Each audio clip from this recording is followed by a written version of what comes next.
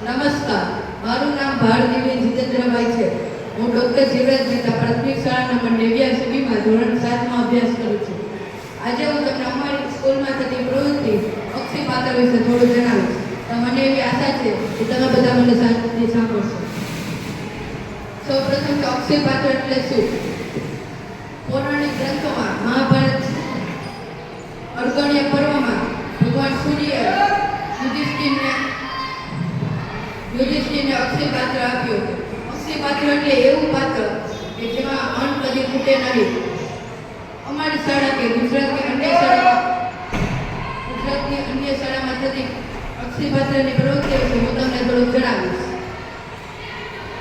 અમારી શાળામાં દર ગુરુવારે સવારની પ્રાર્થનામાં અક્ષય પાત્રની પ્રવૃત્તિ થાય છે. અક્ષય પાત્રની અંદર બાળકો ઘરેથી લેવા થોડું ધન એમાં નાખી દે. આ રીતે આમાં અક્ષય પાત્રને કદી ખૂટવા દેતા નથી. એટલે તો ચાલો આપણે નિહાળીએ